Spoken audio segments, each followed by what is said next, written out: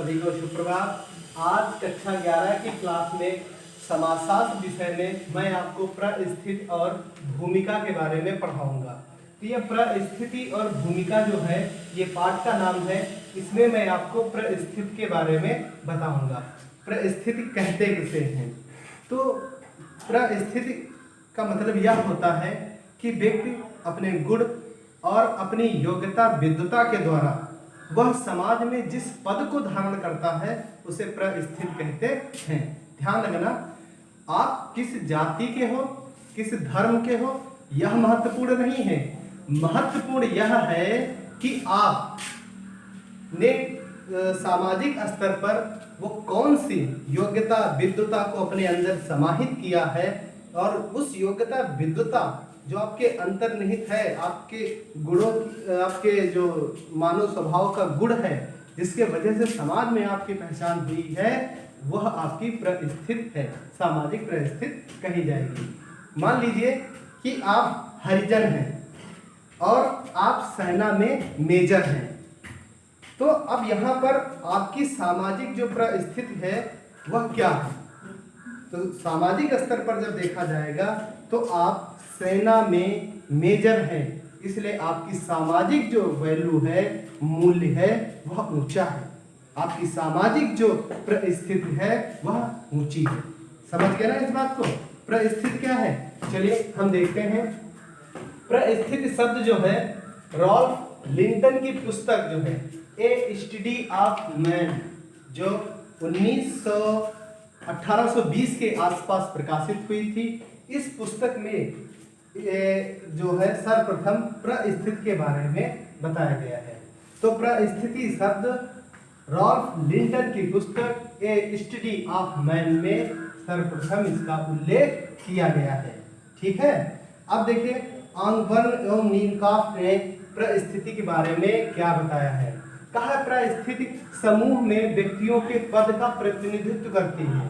जो परिस्थिति समूह है वह व्यक्तियों के पद का प्रतिनिधित्व करती है, व्यक्ति का नहीं करती है, उसकी जाति का नहीं करती है, उसके धर्म का नहीं करती है। समाज में उसका पद क्या है उसका प्रतिनिधित्व करती है, उसका प्रदर्शन या उसको बताती है। ठीक है, मान लीजिए आप किसी हरिजन जाति में हैं, किसी जाति में हैं, ठीक है, जनजाति के हैं और आप शिक्षक हो गए, तो समाज आपको जो सम्मान देगा वह जनजाति के वजह से नहीं देगा, वह एक शिक्षक के तौर पर आपको सम्मान हर जगह देगा। यह आपकी सामाजिक परिस्थिति कहलाती है। अगली बात लेते हैं। समाज व्यक्तियों की अपेक्षा उसकी परिस्थिति में अधिक रुचि रखता है। समाज व्यक्ति में रुचि नहीं रखता है, व्यक्ति कैसा है, गोरा है, काला है, छोटा है, लंबा है, इसमें रुचि नहीं रखता है। व्यक्ति किस पद पर है, व्यक्ति ने कौन से मुकाम हासिल किए हैं, व्यक्ति ने कौन सा पद धारण किया है, उस पर ज्यादा उसकी रुचि होती है। आपने देखा होगा बड़े शौक से लोग कहते हैं कि अरे मेरे रिश्तेदार दरोगा है, तो वह ये नहीं बताता कि वो इस जाति के हैं, वह सामाजिक जो पद है उस पद की क्या करता है, हमें पहचान कराता है और अपने सामाजिक प्रतिष्ठा को ऊंचा दिखाने की कोशिश करता है। तो वही कहा गया है, समाज व्यक्ति की अपेक्षा उसकी परिस्थिति में अधिक रुचि रखता है। जो सामाजिक स्तर पर उसकी परिस्थिति है उसमें अधिक रुचि रखता है। ठीक है, आगे हम देखते हैं परिस्थिति के प्रकार। तो परिस्थिति के 3 प्रकार हैं, प्रदत्त, अर्जित और काल्पनिक। प्रदत्त परिस्थिति वह एक परिस्थिति होती है जो व्यक्ति की इच्छा के विरुद्ध, व्यक्ति की इच्छा नहीं होती है लेकिन उसे सामाजिक तौर पर प्राप्त होती है। ठीक है, जैसे लिंग भेद, अमुक स्त्री है, पुरुष है, तो आप स्त्री हैं या पुरुष हैं? अगर आप पुरुष हैं तो लोग तुमको पुरुष कहते हैं, स्त्री हो तो स्त्री कहते हैं, है ना?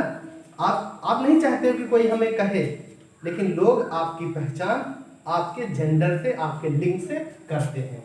फिर देखिए जन्म, ठीक है, आप किस कुल में जन्मे हैं वो सामाजिक स्तर पर महत्वपूर्ण है।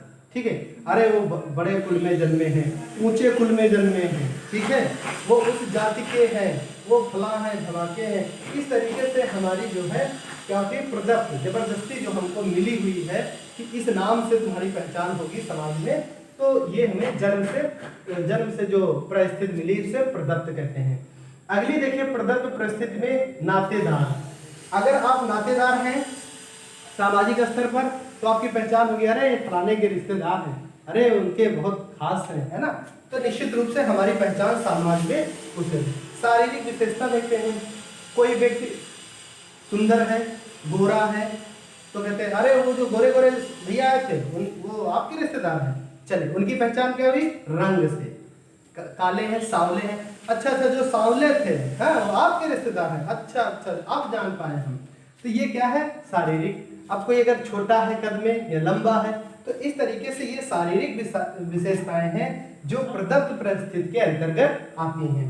फिर देखिए अर्जित परिस्थिति वह परिस्थिति होती है जो व्यक्ति अपने गुण, अपनी योग्यता, अपनी विद्वता से समाज में धारण करता है, समाज में अपनी पहचान बनाता है।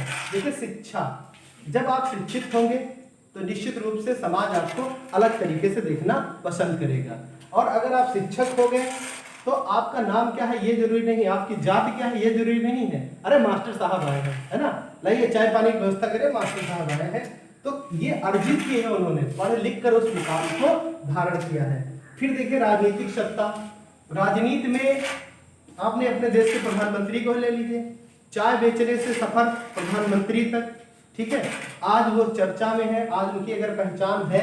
आप जानते हैं कि भारत के प्रधानमंत्री नरेंद्र मोदी हैं, उत्तर प्रदेश के मुख्यमंत्री जो योगी आदित्यनाथ जी हैं। तो ये कैसे आप जाने, राजनीतिक सत्ता से उनको राजनीतिक ताकत मिली, पावर मिली, पहचान मिली और समाज में उन्होंने ये अर्जित किया। जिसके अंदर गुण होगा, क्वालिटी होगी, निश्चित रूप से उसी की ही इस तरीके से पहचान होगी।